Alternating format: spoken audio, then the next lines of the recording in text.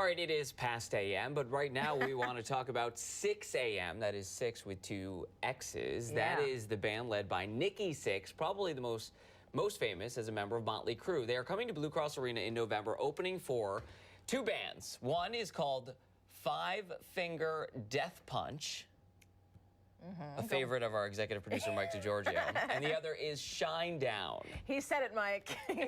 That show was just confirmed. Tickets going on sale Friday, and we were able to interview Nikki Sixx and singer James Michael several months ago, but we needed to wait until the concert was official to bring it to you. Yeah, our executive producer, Mike DeGiorgio, big fan, conducting the interview at the time. This was big for him. Sixx was involved in a campaign to get artists more money from YouTube. It's an interesting discussion, and here it is. Nikki, it feels like yesterday, it was not that long ago, we had you on this same show talking about Motley Crue's farewell tour, and now you're jumping right in again with another tour. First question, did you take any time off? I did. I took 2 weeks off. The day after the last Motley Crue show, I went to Mexico for 2 weeks and unplugged and you know, looked back on my life with Motley Crue and was like, you know, really like felt the gratitude for it. And at the same time, we'd been working since the April of that year on this double album, Prayers for the Damned Volume 1, and the second volume, which comes out in September. Was focused on that at the same time. I was like, just able to live in the moment, you know? I'm very grateful. I'm a very lucky man.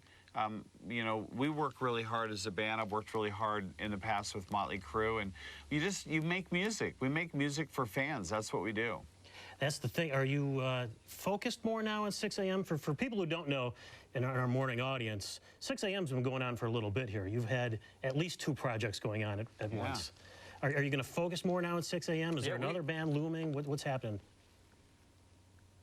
Well, 6 a.m. has been together now almost 10 years, and we're putting out our 4th studio album tomorrow, actually, Prayers for the Damned.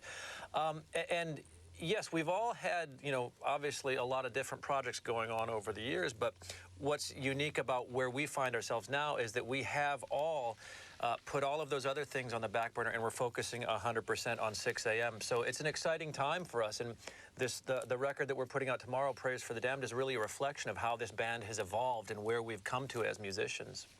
One reason we're talking to you guys is you're going to be at our Blue Cross Arena show with Five Finger Death Punch, Shine Down.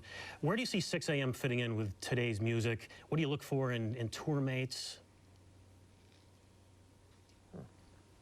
Well, I mean, you know, the rock community is very strong. If you look out there, there's anywhere from 25 to 150,000 people at these shows.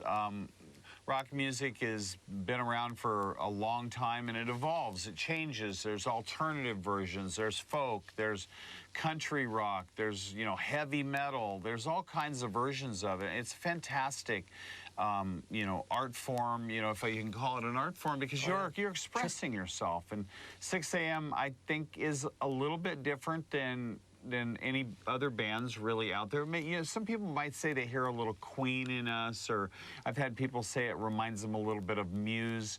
But, you know, each artist out there is trying to define their own, you know, individual sound. And well, we love supporting everybody who's out there working as hard as we are. Let me jump into a big topic while we have just a couple minutes left, maybe not even enough time to get into it.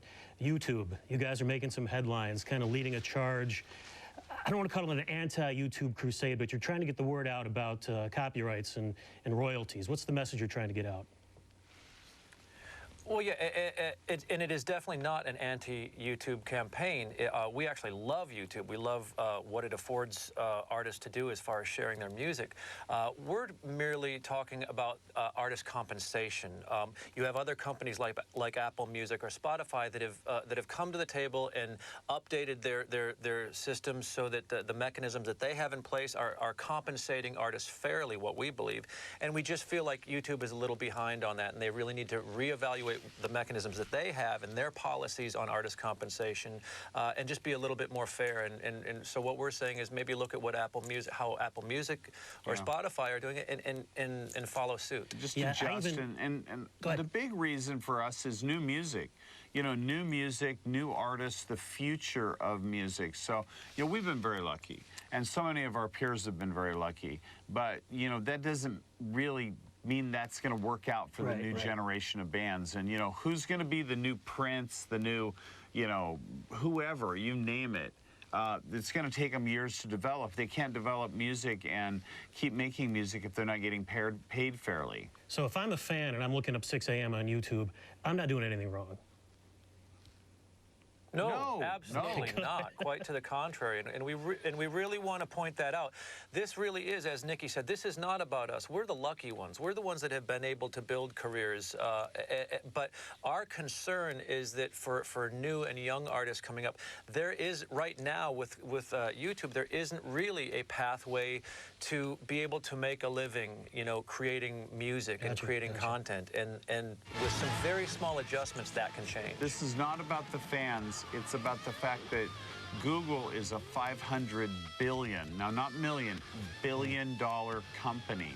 Okay, their motto used to be "Don't be evil." They just changed it to "Do the right thing."